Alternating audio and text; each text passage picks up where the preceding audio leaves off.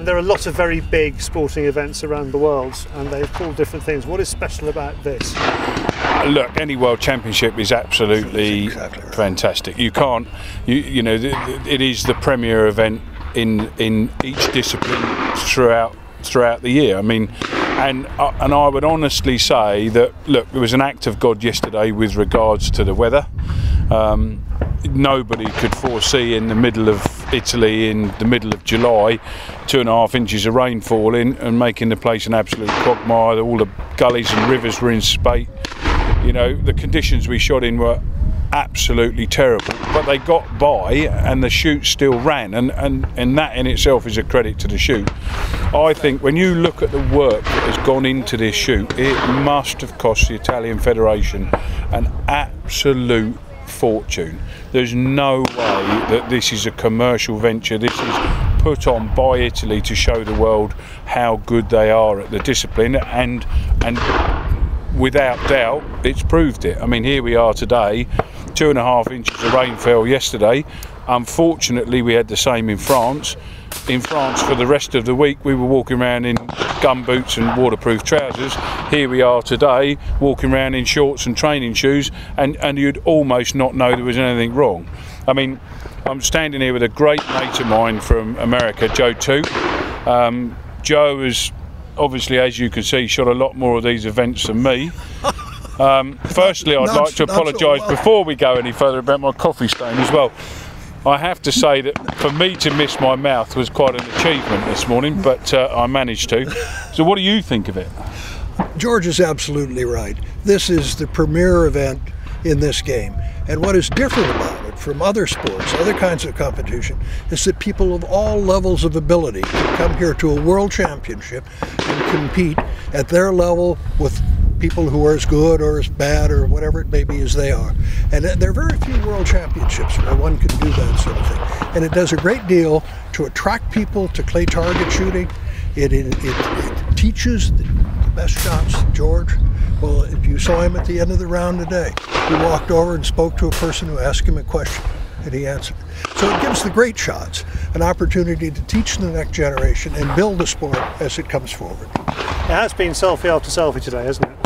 Yeah, but look, as world ranked #1 shooter in this game, you've got to expect it, and it's part of goes with the territory, and if it encourages the sport. Look, I've had a fantastic life out of this.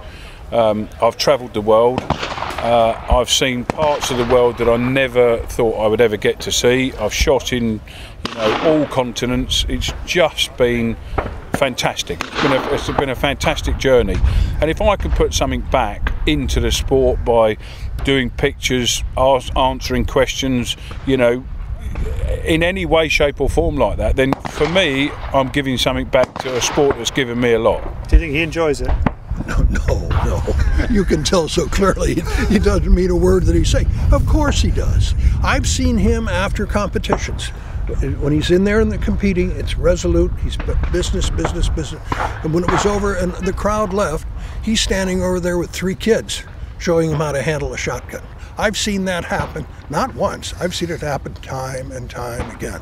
There was one of the kids who was particularly good, and he ended up showing George a few things. Yeah.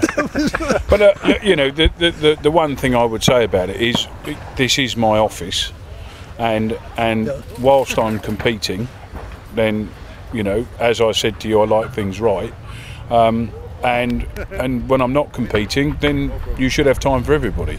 But when you're actually in the office and you're doing your round of 25 targets, then that's sacrosanct.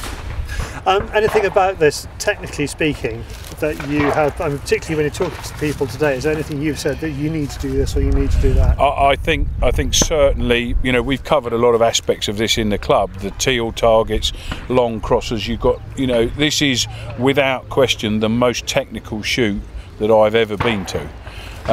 The topography around here allows and enables the course designer to show targets that most people haven't seen.